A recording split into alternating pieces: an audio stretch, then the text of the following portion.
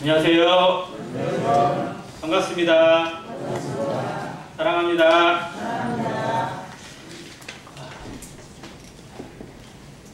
미국이 전쟁에 개입했습니다.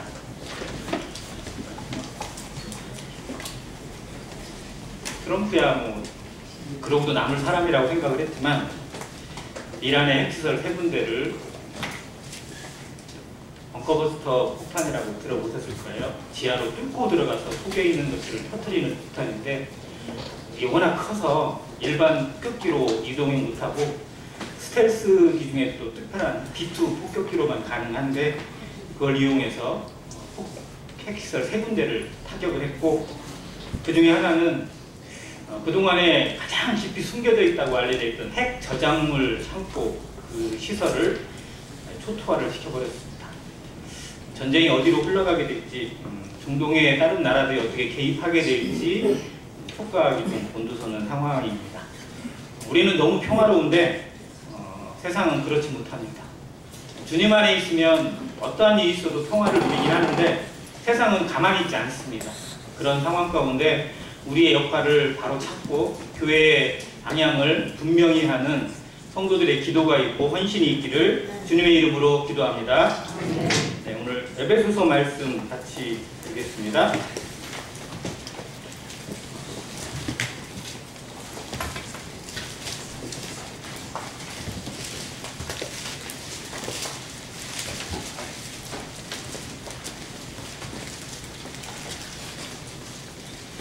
에베소서 4장 13절부터 15절까지 같이 읽겠습니다. 4장 13절로 15절까지 한 목소리로 읽겠습니다. 읽겠습니다. 시작! 우리가 다 하나님의 아들을 믿는 것과 아는 일에 하나가 되어 온전한 사람을 이루어 그리스도의 장성한 분량이 충만한 데까지 이르리니 이는 우리가 이제부터 어린아이가 되지 아니하여 사람의 속임수와 간사한 유혹에 빠져 온갖 교훈의 풍조에 밀려 요동하지 않게 하려 함이라. 오직 사랑 안에서 참된 것을 하여 범사에 그에게까지 자랄지라. 그는 어린이 곧 그리스도라. 네, 감사합니다. 원래 제목은 범사에 그에게까지 자라는 성도인데 이걸 조금 더 알기 쉽게 이해하기 쉽게 이런 제목을 한번 잡아봤습니다. 같이 한번 따라주세요. 잘 먹고 잘 쉬고 잘 버리자. 어떤 의미인지 좀 아시겠어요?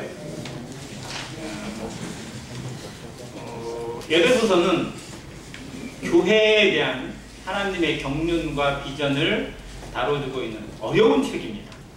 6장까지 있는 말씀 중에 앞에 있는 3장은 하나님의 우주적인 교회, 하나님의 계획 가운데 있었던 그 우주적 교회의 총체적 교회의 모습을 보여주고 있고 하나님과 어떻게 연합이 되어져 있는지 교회의 속성이 무엇인지 하나님이 어떻게 교회를 세우시고 그 교회가 어떠한 것인지를 설명해 주고 있다면 4장부터는 이제 개인으로 들어가서 개교회로 들어가서 지역교회가 또 그 성도가 하나님의 그 비밀 안에서 어떻게 살아가야 할 것인지를 다뤄주고 있습니다. 그래서 4장 초반부에는 은사를 다뤄주고 있어요. 그러니까 교회 앞에서 살아가는 성도, 하나님 앞에 부르심을 입고 살아가는 성도가 은사를 통해서 섬기고 은사를 통해서 양육을 받고 또 자라가고 섬겨야 된다는 것을 알려주고 있습니다. 이 본문에서는 이 성도의 삶의 양육의 과정, 성장의 과정을 설명해주고 있습니다. 어린아이가 태어나면 주민번호가 나와요, 안 나와요? 어린아이가 태어났어요. 주민번호가 성년 돼야 나와요? 아니면 어린아이 때 나와요? 네, 저는 성년식을 해야 나오는 줄 알았어요, 옛날에. 근데 주민번호는 태어나서 출생신고를 하면 바로 나옵니다. 그래서 아기 때부터 주민번호가 있어요. 아무것도 못해도 대한민국 국민입니다. 물론 투표권은 없어요. 근데 대한민국 국민의 일원으로 등록이 되어 있습니다. 조금 있으면 뭐 전국민 그걸 재난지원금이라고 할지 잘 모르겠지만 그 지급을 하죠. 한다고 했잖아요. 그때 국민 개인별로 나옵니다. 물론 연세가 80세 되신 분도 한 명으로 해당되지만 이제 1살짜리 태어난 지 2달 된 아기가 있어요. 그럼 그 집에 줘요, 안 줘요? 줘요. 똑같이 줍니다. 그러니까 똑같이 인정을 받는 거예요. 그런데 아기로 태어났는데 뭐 일을 할 수 있어요, 없어요? 아무것도 못해요. 그래도 사람이다, 아니다? 사람이잖아요. 우리나라 국민이에요. 마찬가지입니다. 하나님 안에서의 생명도 그렇습니다.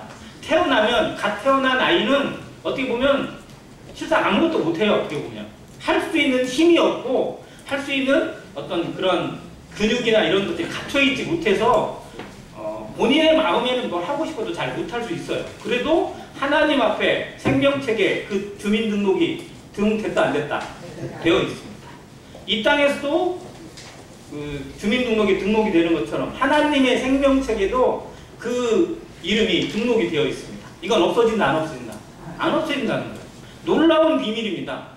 그 생명책에 우리의 이름이 기록되는 그 순간부터 우리는 하나님에게 붙들려 있고 하나님과 연결되어져 있고 하나님과 뗄래야 뗄 수가 없습니다. 그런데 중요한 건 하나님의 관계에서는 그러는데 이 지체가, 이 성도가 교회 안에서 또 세상 가운데서 어떠한 역할을 하는지는 각자 달라요. 그래서 이게 잘하지 못하면, 성장하지 못하면 그 역할을 제대로 못할 수 있다 없다? 있다. 어린아이가 태어나서 자라는데 제대로 잘 자라고 잘 양육받고 해서 역할을 해나가는 아이도 있지만 그렇지 못한 아이도 있습니다. 그래서 아이는 태어나는 것도 중요하지만 뭐가 더 중요해요? 잘 자라는 것이 중요합니다. 그래서 태어나는 부모가 다르고 양육하는 부모가 다른 경우들을 보면 어떤 부모가 더 중하냐, 더 귀하냐 이런 걸 따지기도 하는데요. 성도들도 마찬가지입니다. 태어난 거 정말 중요합니다. 한 사람의 영혼이 거듭나는 거 대단히 중요한 일이고 천국에서는 의인 100명이 있는 것보다 더 잔치가 있는 놀라운 일입니다. 그런데 거듭난 성도가 자라지 못한다면, 양육받지 못하고 성장하지 못한다면 이건 또 치명적입니다. 그래서 본문에 다루는 것처럼 어린아이가 되지 아니하여 어른의 분량까지, 즉 이 어른이라고 하는 분량이 누구를 두고 하는 얘기냐면 표대가 있어요. 목표가 있어요. 바로 예수 그리스도의 때까지 달하는. 근데 정말 목표는 거창하잖아요. 우리가 그리스도를 닮아가고 그리스도에게까지 자란다. 얼마나 거창합니까? 그런데 여기에 우리가 도달할 수 있어요? 도달하려고 노력은 하죠. 그리고 기도합니다. 애를 많이 씁니다. 그럼에도 도달할 수 없다는 것도 너무 잘 알아요. 그럼에도 성도들 중에 또 믿음의 선진들 중에 그리스도의 영향에까지 자라는 것 같은 그런 성도들 있어요, 없어요? 있다는 겁니다. 하나님이 보여주시는 거예요. 은혜로 가능하다는 겁니다. 성령의 능력으로 가능하다는 겁니다. 사람으로는 할 수 없으되 하나님으로는 다 하실 수 있느니라. 이게 다가 들어있어요. 다. 사람으로는 못합니다. 안 되는 겁니다. 그러나 하나님으로는 다 하실 수 있다고 말씀해 주고 있습니다. 그래서 세상에서 아이가 자라는 모습과 성도가 구원받고 자라나는 양육의 모습을 한번 살펴보면서 우리는 어떤 모습으로 자라고 있는지, 우리의 상태는 어떠한지 점검해 보기를 또한 원합니다. 제가 항상 말씀드리는데 아기가 살아가는 것, 아기가 태어나서 향하는 것 중에 제일 중요한 거 3가지 뭐예요? 아기가 일단 태어났어요. 뭘 제일 잘해야 돼요? 잘 먹어야 된다. 또 잘 자야 돼요. 또 잘 싸야죠. 네. 그래서 먹고 자고 싸는 거 이게 기본이에요. 자, 그러면 성인은 이거 안 해도 돼요? 성인도 해야 돼요. 그 다음에 어른도 잘 먹어야 되고요. 잘 쉬셔야 되고 또 잘 배출을 해야 돼요. 자, 잘 먹지 않으면 뭐가 와요? 잘 안 먹으면 뭐가 돼요? 영양실조 오죠. 이거는 애기도 마찬가지고 어른도 마찬가지예요. 3일 굶어 보세요. 그러면 다 담벼락 넘게 돼 있고 다 난리 납니다. 자, 2번째, 안 쉬어요. 안 자요. 그러면 애기도 문제지만 어른도 문제 와요, 안 와요? 와요. 심각합니다. 그래서 고문을 할 때 제일 무서운 고문이 뭐예요? 안 재우는 거예요, 안 재우는 거. 다 안 재워요. 그러면 그냥 없는 것도 그냥 다 자백하게 돼 있대요. 자, 그리고 배출을 안 해요. 안 싸. 똥이 더럽다고 안 싸면 어떻게 돼요? 그냥 안 싸고 계속 이게 안에 가둬놨어요. 그럼 어떻게 됐어요? 뱃속이 터지고 여기서 가스 차가지고 그냥 아마 위로 올라올 거예요. 밑으로 안 내려가면. 이게 정말 문제입니다. 그러니까 이 세 가지는 아이든 어른이든 청년이든 누구든 다 동일하게 중요한 문제예요. 살아가는 것에서 기본입니다. 마찬가지로 성도들도 이 세 가지가 기본이에요. 구원받은 성도든 오래된 성도든 간에 이 세 가지는 가장 기본입니다. 첫 번째 잘 먹어야 돼요. 뭘 먹어야 돼요? 말씀을. 하나님의 양식을, 영의 양식을 잘 먹어야 됩니다. 근데 과식하지 마시고 꾸준하게 드셔야 돼요. 말씀이 좋다고 막 하루에 막 잠도 안 자고 24시간 내내 말씀을 보는 분 대단해 보이죠? 그죠? 근데 결국 문제가 생겨요. 그러면 꾸준히 해야 돼. 꾸준해. 제일 중요한 건 열정적으로 하는 것보다도 꾸준한 것이 하나님 앞에 가장 귀한 겁니다. 봉사도 마찬가지고요. 헌신도 마찬가지예요. 어느 때는 뜨겁게 봉사하다가 어느 때는 탁에 식어버리고 양은 냄비처럼 이렇게 돼버리면 이건 못 맡겨요. 그 사람에게 맡길 수가 없어요. 왜? 이 사람은 어떤 모습으로 변질될지 모르기 때문에. 그래서 꾸준한 것이 가장 아름답고 먹는 것도 꾸준하게 규칙적으로 먹는 것이 가장 좋습니다. 성도님들 매일 하나님의 양식 드시죠? 자신감이 없어요. 매일 밥 드시죠? 네. 네. 매일 말씀 드시죠? 네. 네. 좀 더 크게 말씀하시길 바랍니다. 자, 두 번째 뭐예요? 잘 쉬는 거. 잘 자야죠. 성도가 쉬는 게 뭘까요? 성도가 쉬는 게 잠을 의미하는 거예요? 뭐예요? 정말 저는 먹는 것보다 더 중요한 것이 쉬는 것 같아요. 성도는 하나님과의 관계에서 평강을 누려야 돼요. 관계의 평강과 그리고 영적인 모습에서의 재충전입니다. 우리는 때로는 방전되기가 쉬워요. 어떠한 믿음의 성도라 할지라도 때로는 피곤할 수 있고 때로는 지칠 때가 있습니다. 하다 보면 어느 순간에 매너리즘에 빠지기도 하고 혹은 번아웃이 오기도 합니다. 재충전하지 않으면, 다시 충전되지 않으면 못 가요. 전기자동차 충전하듯이 모든 휘발유차나 뭐 저는 가스차지만 앵꼬되거나 이게 점점 바늘이 떨어져가는 신호를 주죠. 뭐 하라는 거예요?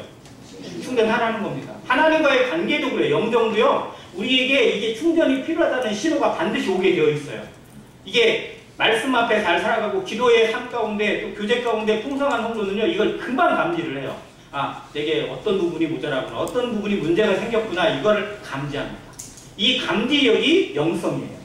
잘 감지하는 성도는 그 가운데 충전의 시간을 빨리 가져가고 잘 가져갑니다. 그래서 별로 문제가 별로 생기기 전에 이게 회복이 되어져요. 근데 이게 늦으면 막 문제 생길 때 막 와요. 이렇게. 그러다가 앉아지고 좋을 때는 막 이렇게 갔다가 우리가 어느 상태에 있는지도 한번 점검해 볼 수 있습니다. 자, 세 번째, 잘 싸는 거. 자, 성도가 싸는 게 뭐예요? 다른 말로 버리는 겁니다. 내놔야 돼요. 내려놔야 되는 겁니다. 뭘 내려놔야 할까요? 첫 번째, 제일 먼저 버려야 될 거, 죄를 버려야 돼요. 우리 삶에서 습관적인 죄도 버려야 됩니다. 또 이 죄만 버리면 끝나는 게 아니에요. 가면 갈수록 이게 버려야 할 게 더 많아져요. 성도의 삶에서 제일 가장 어려운 것 중에 하나가 뭐냐면 버리는 거예요. 왜? 버릴 것이 너무 많아져요. 처음에는 막 이것만 버리면 되는 줄 알았어요. 근데 나중에 보면 전부 다 버릴 거야. 집에 이사 가보면 그런 거 느끼지 않으세요? 처음에 집에 그냥 정해놓은 것들이 다 입을 것 같고 다 쓸 것 같고 그래서 그냥 정해놨는데 어느 순간에 보면 다 어떻게 할 거예요? 다 버려야 할 것들. 그래서 그 집을 리모델링 하거나 뭐 정리하거나 이런 사람들의 원칙이 있더라고요. 딱 있어요. 3년 동안 한 번도 안 입은 옷은 무조건 어떻게 해라? 버려라. 이건 절대 안 입는다는 거예요. 근데 우리 버려요? 안 버려요? 안 버려요. 너무 아까워. 이건 그냥 너무 아까워. 이거는 지금 사가지고 2번밖에 안 입었어. 그러면 꼭 입어야 돼. 왜? 본전값을 못 했잖아요. 근데 우리 이런 게 너무 많아요. 육신적인 것들, 자존심의 것들, 또 내 속에 있는 것들이 실상은 하나님 앞에 쓸모없고 버려야 될 것인데 못 깨달아요. 못 버려요. 안 버려요. 그래서 문제 생기는 것들이 우리의 신앙의 모습이 아닌가 싶습니다. 자, 그런데 이 세 가지 기본 외에 추가되는 것들이 있어요. 이게 단계예요. 어린아이의 단계 때는 뭐를 잘해야 돼요? 세 가지 외에. 자, 먹고, 자고, 싸요.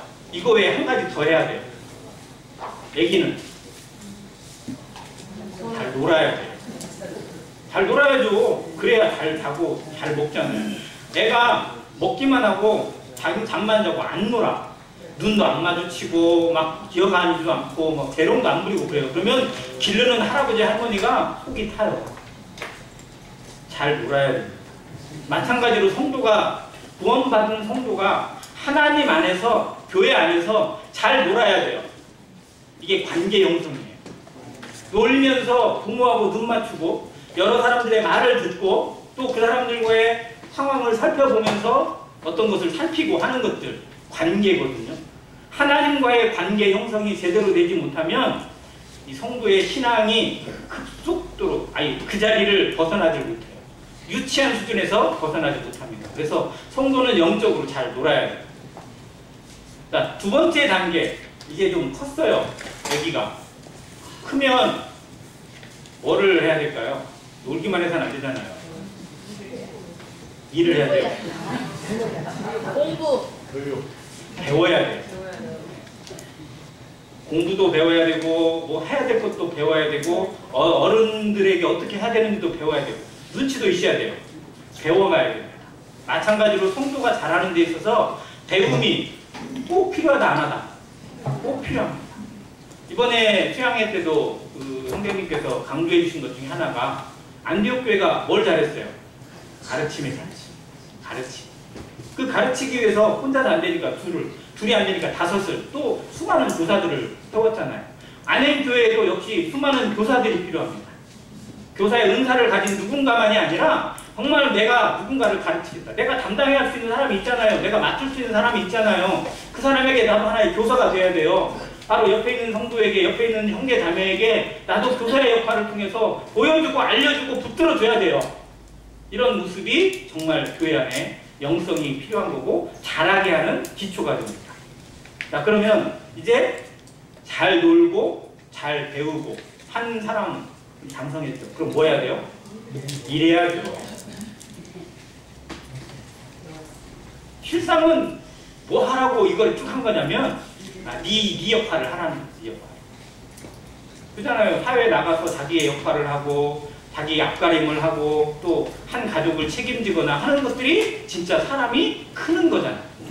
성도도 교회 안에서의 봉사나 수고나 헌신을 통해서 자기의 일을 감당하고 또 일을 한다고 해가지고 괜히 일만 망치고 일만 만드는 사람이 아니라 정말 일을 줄여가고 일을 도와주고 동역하는 모습으로 자라갈 때 교회가 자라고 그 성도가 자라게 됩니다.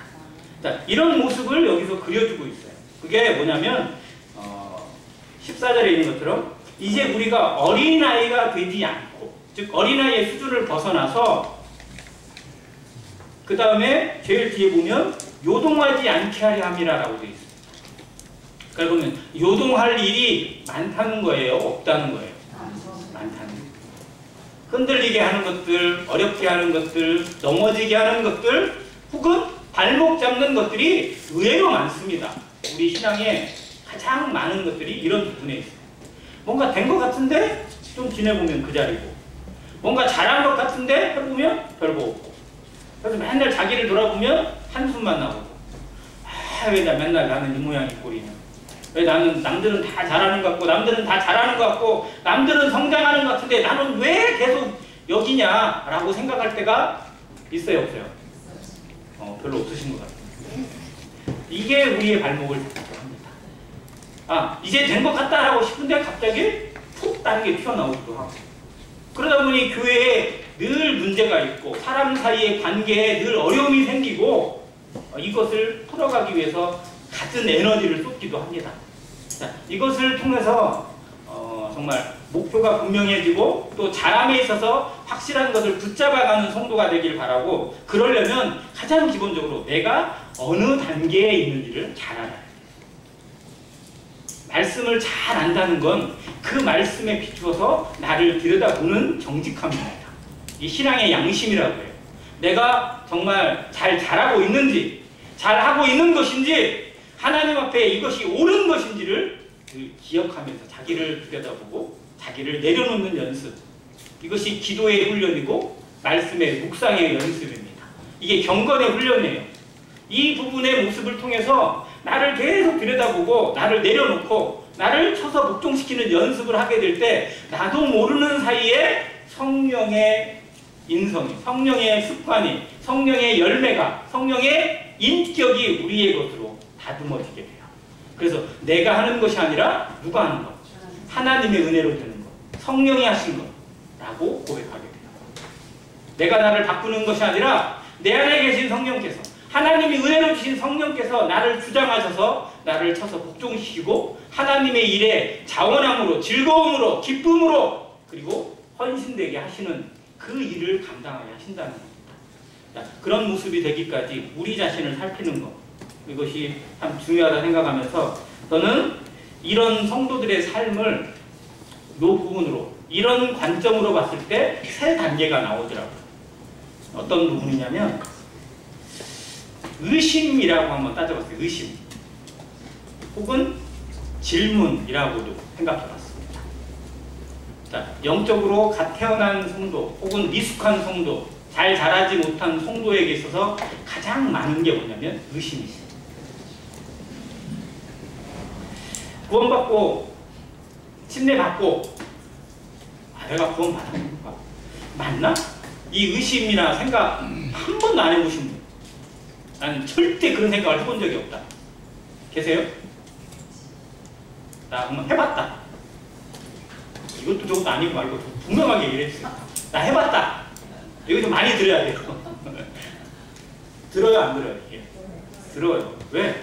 우리는 구원이 눈으로 보여지고 뭐 손으로 잡혀지는 게 아니고 무슨 증명서가 탁 쓰여져가지고 딱 우리 앞에 보여주면 좋은데, 이게 보이지 않는 영원함이잖아요. 말씀 속에 담겨있는 진리이긴 한데 이거를 눈으로 붙잡고 내 삶에 붙잡지 못할 때가 의외로 있다 보니까 조금만 뭐 하면 의심이 와요. 흔들리기도 하고 또 때로는 정죄도 빠지기도 합니다. 그래서 계속 그런 말씀들이 있는 거예요. 로마서 3장에서 구원이 있는데, 그죠? 로마서 3장에서 이미 구원이 있잖아요. 3장 23절 24절이 구원이에요. 구원 확신이에요. 그 말씀으로 구원받은 사람들이 얼마나 많습니까? 근데 로마서 8장 1절에 왜 그리스도 예수 안에 있는 자에게는 결코 정죄함이 없나니, 이 말씀이 있겠어요? 왜? 정죄에 빠지니까, 수시로 넘어질 수 있으니까, 우리는 그런 존재니까 이 말씀을 주고 계시는 거예요. 내 힘으로 안 되고 내 의지로 안 되고 내 노력으로도 안 된다는 것을 내 삶에서 들여다봐야 돼요. 아, 내가 이거밖에 안 되는구나 라는 걸 들여다보게 될 때 말씀이 더 새롭게 옵니다. 그래서 첫 번째 단계는 의심의 늪에 빠지는 단계입니다. 여기는 정말 움푹짐푹해요. 좋았다가 안 좋았다가. 이게 너무 수시로, 너무 자주 그럴 때가 있어요.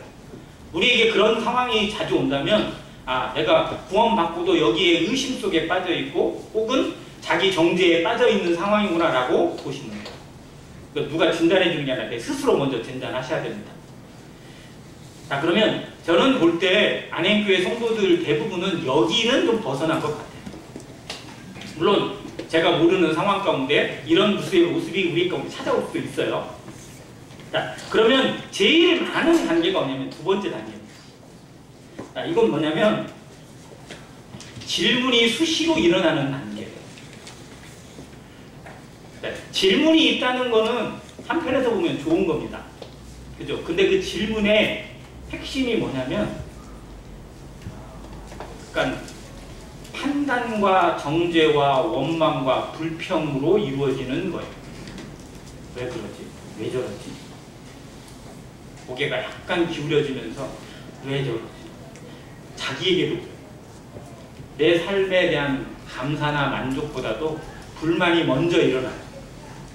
그래서 왜 나는 이러지? 왜 저 성도는 저러지? 왜 교회는 이러지? 왜 갖고 따라와? 우리 그런 경우가 좀 있으십니까? 다른 사람을 볼 때, 혹은 자신을 볼 때, 왜 그렇지? 왜 그럴까? 이런 것들이 우리에게 일어날 때가 있을 겁니다. 이 단계에 우리가 많이 젖어 있어요. 자, 그러면 성경의 사람들은 안 그랬느냐? 성경의 사람들도 그랬더라고요. 성경의 수많은 믿음의 선배들도 이 과정 속에 있었어요. 자, 이스라엘 백성들이 가장 존경하는 구약의 인물 중에 하나가 모세입니다. 모세는 이스라엘에서 가장 큰 자 중에 하나예요. 자, 그럼 모세는 하나님 앞에 부르심 받고 이 의심이나 질문이나 불평이나 원망이 없었을까요? 있었습니다. 모세가 처음 부름 받았을 때 한번 생각해 보세요. 이 창세기 출애굽기 3장에 나오는데, 그가 가시떨기 불꽃 가운데 하나님께 부르심을 받았어요. 내가 너를 불렀다. 내가 너를 보낼 것이다. 가라. 내가 너와 함께 있을 것이다. 이스라엘 백성들을 거기서 빼내서 저리 보내라. 내가 너와 함께 있을 것이다. 영원히 있을 것이다. 라고 얘기를 했어요. 그러면 아멘 하고 가겠습니다 라고 가야 되는데 가요 안 가요? 이 말 정말 계속 나와요. 뭐예요? 핑계죠. 그러면서 뭐라고 그래요? 자기는 말이요. 말을 못한대. 뭐 말을 못해요. 말 잘하더만. 근데 우리도 그래요. 뭐 이렇게 뭘 해보세요 라고 시키면 저는 뭐가 없었어요. 뭐가 못해서요. 저는 제 생각할 때는 모세 같은 핑계라고 생각이 되어집니다. 하나님께 은혜를 구하고 하겠습니다 라고 하면 하나님이 도우실 텐데, 우리 스스로를 생각하니까 그래요. 그러니까 모세에게 그러니까 나중에 하나님이 화까지 내셨어요. 화를 내시면서, 역정을 내시면서, 야, 네 형 아론이 말 잘하는 거 내가 안다. 아론에게 소원다. 그래서 아론을 못해주신 거예요.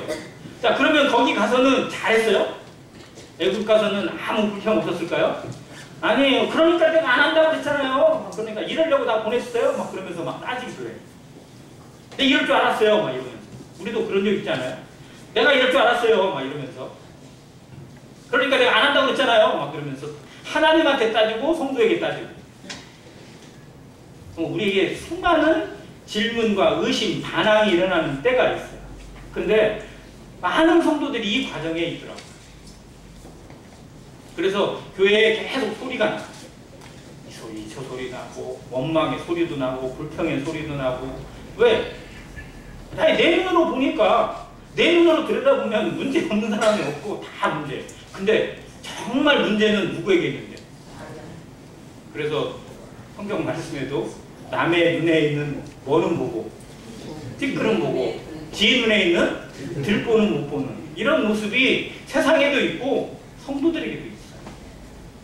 자, 우리의 의심이나 우리의 질문들 한번 잘 생각해 보세요. 하나님한테 따집니다. 하나님 왜 이렇게 하세요? 이런 적 있으세요? 하나님 왜 이렇게 하세요? 이렇게. 이게 정당한 것처럼 생각될 때가 있어요. 왜? 너무 억울하니까. 너무 힘드니까. 그런데 하나님이 이렇게 하세요라고 우리가 따지고 있다는 것 자체가 실상은 뭐냐면 내가 하나님이라는 거예요.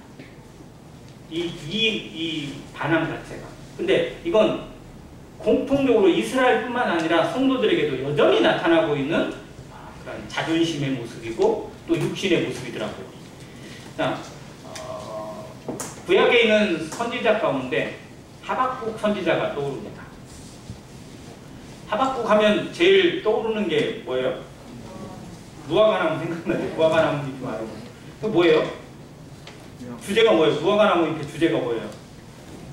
뒤에 무화과가 중요한 게 아니잖아요. 무화과 나무 잎이 마르고 포도 열매가 없고 뭐가 없고 뭐 수출이 없고 외양간에 홍화지가 없고 없을지라도가 중요한 거잖아요. 난 여호와로 즐거워한다는 거잖아요. 자, 그런데 하박국이 1장에서 보면 즐거워했어요? 혹시 하박국 내용을 자세히 보시면 1장에서는 계속 따집니다. 누구에게 따져요? 하나님에게 따져요. 하나님 왜 이렇게 하십니까?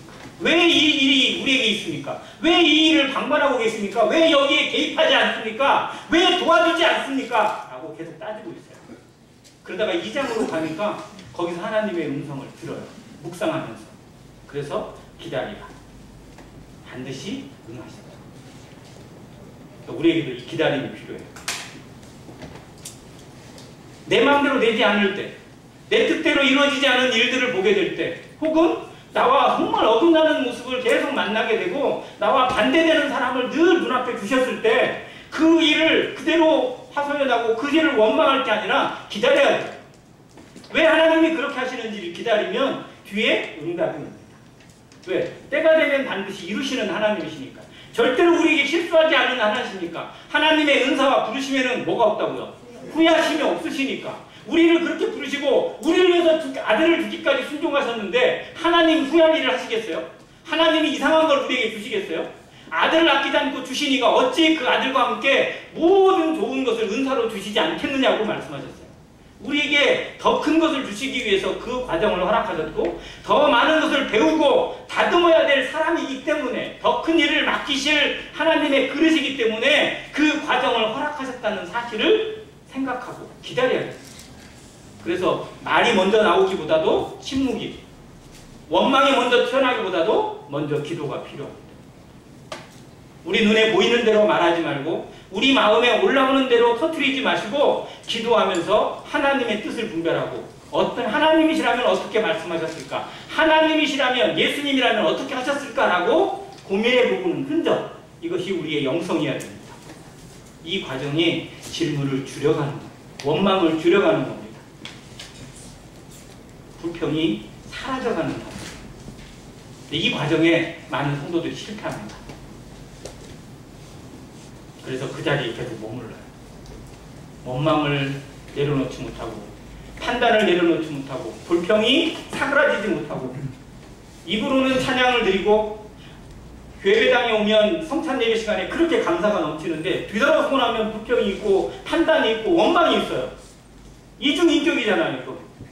우리가 주님 앞에 어떻게 감사했습니까? 어떻게 고백했어요? 주님은 나의 왕이시라고, 주님은 나의 주인님이시라고, 나는 주님의 것이라고 고백을 해요. 그런데 정작 내 것을 계속 고집하고 있고 내 것이 조금만 손해보고 내 자존심이 조금만 긁히고 나면 못 참고, 주님은 뭐까지 참으셨는데 죽기까지 참으셨고 벌거벗음도 참아내셨는데 나를 위해서 그 길을 가신 주님을 생각하기보다 내 자존심이 긁히는 것을 참을 수 못하고 이것에 대해 가만히 계시는 하나님이 오히려 원망스럽고 이 상황이 오게 되는 모든 것들이 다 짜증나고 이런 것들이 우리 마음에 있다면 우리는 여전히 어린아이, 우리의 단계가 어떠한지를 먼저 아는 것이 중요하고 그걸 하나님 앞에 내려놓는 것이 중요합니다.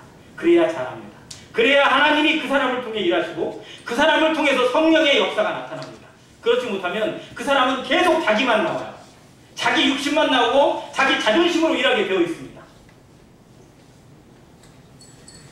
자기는 열심히 했는데 자기는 정말 모든 것을 다 했는데 하나님이 하나도 받을 수 없는 것.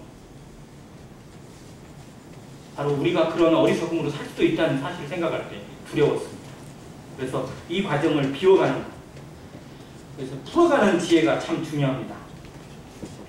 내 생각이, 내 고집이, 내 마음이 우선이 아니라 내 생각을 내려놓는 것. 구원도 내 생각을 내려놨을 때 아, 이게 아닐 수도 있겠구나. 말씀이 이렇다면 이런 거구나 라고 받았을 때 구원의 선물이 왔잖아요. 마찬가지로 우리 삶에서도 내 생각이 옳은 게 아니에요. 내 눈으로 본 것이 항상 옳은 것만은 아니라고 전에도 한번 말씀드렸습니다. 이걸 공자가 배웠다고 했어요. 공자. 혹시 기억나세요? 공자는 4대 성인 중에 한 명이잖아요. 그리고 누구보다도 현숙하고 누구보다도 지혜롭고 누구보다도 인자할 것 같은 공자인데 이 공자가 어느 날 자기 제자들과 함께 쭉 그렇게 많이 갔어요. 그런데 이제 밥을 하는데 정말 좀 아무나 밥을 하는 게 아니잖아요. 공자의 제자 중에 가장 좀 잘 수행한다고 하는 제자가 밥을 했어요. 근데 공자가 이제 문을 열고 밥그릇하고 부엌을 한번 살짝 봤는데 이 제자로는 놈이 그 밥을 퍼가지고 지가 먹고 있는 거예요. 자기가 안 주고. 그걸 딱 보니까 마음이 어때요? 저는 저렇게 안 봤는데 이상한 놈이네 막 이러면서 이제 말은 안 하고 그냥 들어왔어요. 그리고 이제 싹 방에 와서 밥상을 쭉 차려서 밥을 먹고 있는데 그게 생각이 나는 거야, 공자가. 이건 한마디 해야 되겠다. 얘 이러면 탁 그러면서 너는 먼저 먹지 않았냐? 반성 한번 해라! 라고 얘기를 했대요. 그랬더니 이 제자가 다 엎드리면서 정말 죄송합니다, 스승님. 제가 밥을 쭉 해가지고 다 됐는 거 이렇게 쭉 퍼가지고 이렇게 뒤집고 있는데 한 숟가락이 주걱으로 푸고 있는데 갑자기 고양이가 툭 튀어나와가지고 놀래가지고 이 밥이 어떻게 된 거예요? 땅에 떨어진 거예요. 땅에 떨어졌는데 너무 아깝잖아요. 근다고 이거를 누구를 줄 수도 없고 그래서 이거를 그냥 자기가 그냥 먹었대요. 죄송합니다 라고 인사를 하니까 공자가 얼굴이 빨개지면서 너희들은 네 눈에 봤다고 무조건 옳다고 생각하지 마. 진실을 알기 전까지는 함부로 말하지 말아라. 그 교훈을 배웠다고 얘기를 하더라고요. 우리가 본 것이 맞을 수도 있겠지만 우리가 모든 걸 다 본 건 아닐 수도 있어요. 내가 들은 것이 옳을 수도 있지만 모든 걸 다 들은 건 아닐 수도 있다는 겁니다. 그래서 말하기 전에 행동하기 전에 하나님의 앞에 먼저 묻고 하나님의 뜻을 분별할 수 있는 지혜가 필요해요. 그래야 우리는 하나님의 이름을 모독되지 않는 하나님의 영광을 드러내는 삶 가운데 살아갈 수도 있다고 저는 믿습니다. 교회는 그런 곳이어야 됩니다. 교회에서 나오는 말들은 누가 무슨 말을 하면 뭐처럼 하고 하나님의 말하시는 것처럼 하고 만일 누가 봉사하라면 하나님이 주시는 힘으로 봉사하라고 말씀하셨어요. 우리의 말과 행동이 하나님을 닮아가고 하나님의 것으로 나올 수 있도록 자신을 쳐서 복종시키는 안행교회 성도 되시기를 간절히 바랍니다. 네, 마지막 단계입니다. 마지막 단계는 좀 어려운 말인데 질문이 필요 없는 단계입니다. 자, 질문이 필요 없다는 건 어떤 의미일까요? 자, 뭔가 따질 것이 있다 없다? 없다. 이제 뭐만 있어요? 감사만 있어요. 감사만 있고 순종만 나옵니다. 어떤 상황이든지 찬양이 있어요. 우리가 모두 그리스도의 삶을 닮아가면서 이루어야 될 특대라고 생각이 듭니다. 자, 예수님의 제자들을 잠깐 보겠습니다. 예수님의 제자를 예수님께서 3년 반을 데리고 다니시면서 같이 먹고, 그죠? 같이 자고, 또 같이 싸지는 않았겠지만 무슨 같이 뭐 그것도 봤을 거야. 그때 당시에 무슨 재래식 뭐 수세식 화장실이 있는 것도 아니고 비대 있는 화장실이 있는 것도 아니고 아무데나 샀을 테니까 뭐 실제로는 그냥 같이 이렇게 지냈어요. 같이 놀기도 하고 같이 배우기도 했습니다. 자, 그 과정 가운데 3년 반 동안 그 교육을 받은 제자들의 모습이 금방 바뀌던가요? 자, 그러면 한 가지 묻겠습니다. 부활하신 주님을 만난 이후에 제자들은 변했나요? 부활하신 이후에 주님을 만난 제자들은 변했을까요? 이게 참 어렵더라고요. 저는 제자들이 변화가 부활 이후냐 성령 이후냐 한번 생각해 보세요. 언제예요? 부활 이후예요? 이걸로 갑자기 투표를 해야 되나? 처음엔 부활 이후라고 생각이 됐어요. 왜? 부활하신, 죽었다고 생각해서 실망하고 도망갔던 제자들이 부활하신 주님을 만나니까 얼마나 힘이 났겠어요. 그래서 모든 문제가 다 해결되고 모든 의문이 사라지고 아, 이제 주님은 하나님이시다. 그렇게 살아갈 수 있을 것 같은데 실상 부활하신 주님을 만나고 베드로와 7 제자들이 어디로 갔어요? 요한복음 21장에 뭐라고 되어 있어요? 나는 고기 잡으러 가노라 라고 갔어요. 이게 주님을 아는 거예요? 주님은 베드로를 부르실 때 뭐라고 했어요? 나를 따라오너라. 내가 너로 사람을 낚는 어부가 되게 하리라 라고 했는데 베드로가 뭐하라고 해요? 나는 물고기 잡으러 간다. 그러니까 부활하신 주님을 만나고 이게 3번째 만남이라고 성경이 기록해주고 있어요. 그런데도 부활하신 주님을 만났는데도 불구하고 제자들은 여전히 육신에 있어요. 이게 완전히 깨질 때는 성령의 충만함을 받았을 때입니다. 우리도 그래요. 뭔가 경험을 하면, 뭔가 뜨거운 걸 경험하고 뭔가 놀라운 걸 경험하면 우리가 바뀔 것 같죠? 바뀌었다고 생각될 수도 있어요. 그런데 성령으로 하지 않고는 우리는 절대 바뀌지 않습니다.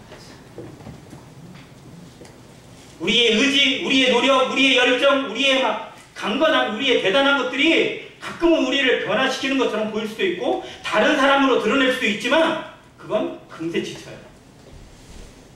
오직 성령만이, 오직 성령으로만이 우리 자신이 우리에게서 있는 속사람, 예수 그리스도의 본성과 예수 그리스도의 성품, 하나님의 마음이 드러나게 하시고 성령의 열매를 맺게 하십니다.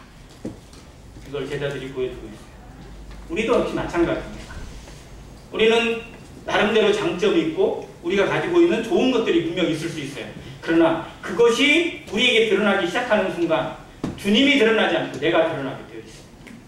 그래서 나를 지워내는 연습, 그리고 하나님이 주시는 모든 것에 아멘으로 화답될 수 있는 모습을 배우기까지 우리는 다듬어지지 않으면, 연단받지 않으면 절대 하나님 앞에 온전히 쓰임받을 수 없다는 사실, 그리고 우리가 어느 과정 가운데 지금 머물러 있는지, 나는 어떤 상태에 있는지를 잘 알아가셔야 됩니다. 정말 우리 가운데 아까도 얘기한 것처럼 이 두 번째 단계, 끊임없이 질문이 올라오고 의문이 올라오고 불만이 올라오고 원망이 생기고 불평이 생길 수밖에 없고 하는 것들, 이거를 비워가지 않으면, 지워가지 않으면, 해결해가지 않으면 우리는 계속 그 자리에 머물러요. 그런데 그것을 내가 해결하는 것이 아니라 내 안에 계신 성령께서 어떻게 보여주시는지, 내 입을 먼저 닫고 내 마음을 먼저 내려놓고 하나님이 무엇라 말씀하신지를 듣고자 할 때 우리의 귀가 열리고 우리의 눈이 더 넓어집니다. 이 눈으로 보게 되고 이 귀로 듣게 될 때 우리의 마음을 더 평강 가운데 인도해 주시는 주님을 경험하게 하십니다. 마지막을 통해서 우리 삶이 정말 변화되어 가고, 또 질문이 굳이 필요 없는, 질문하지 않아도 되는, 이것이 주님이 하나님과 누린 관계였어요. 요한복음 14장부터 17장까지를 흔히 고별설교라고 합니다. 예수님의 유언이라고 다루고 있는데 그 내용들에 예수님이 행하신 것이, 첫 번째는 제자들에게 지시하시는 것들이 나와요. 난 어떻게 해라 이렇게 나오고, 그리고 하나님 앞에 제자들을 놓고 기도하시는 모습이 나옵니다. 이들은 이런 사람들입니다. 내가 이제 이들을 놓고 떠나야 됩니다. 이들을 이렇게 인도해 주시고 저들로 하나가 되게 하여 주시옵고 뭐하고 이렇게 하는 것들이 나오고, 그리고 하나님 앞에 감사가 나와요. 우리 삶에서 이 하나님 앞에 드려지는 감사가 늘 충만하시길 바랍니다. 지금 그 밤이 예수님이 뭐하러 가시는 밤이에요? 체포되시는 밤입니다. 죽으러 가시기 전날이에요. 예수님은 그 길을 너무나 잘 아셨는데도 불구하고 거기서 감사가 됩니다. 우리의 삶에 비록 앞날에 고난이 있고 우리를 반대하는 것들이 있고 불평이 있고 원망이 있고 그리고 배신이 있다 할지라도 그 길을 너무 잘 아는데도 불구하고, 힘든 것을 아는데도 불구하고 감사가 있다면, 그리고 감사를 잃어버리지 않는다면 이것은 우리에게 성령이 주시는 능력이라고 믿습니다. 고린도후서 1장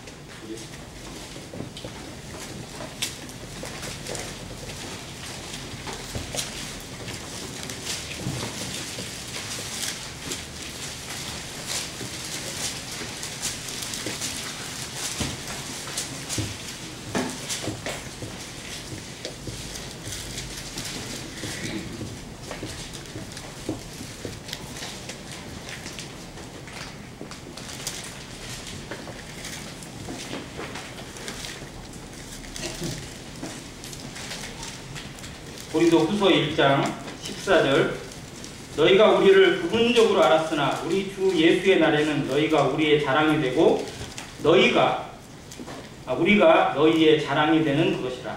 지금은 우리가 하나님을 알아도 부분적으로 합니다. 고린도전서 13장에서는 이것을 우리가 지금은 거울로 보는 것 같이 희미하다고 기록을 했습니다. 당시의 거울은 청동 거울이어가지고 제대로 얼굴이 보이지 않습니다. 지금같이 좋은 거울이 아니에요. 근데 우리는 정말 좋은 거울을 놓고 자기를 들여다봅니다. 정말 좋은 성경을 가지고, 하나님의 말씀을 가지고 주님을 만날 수 있습니다.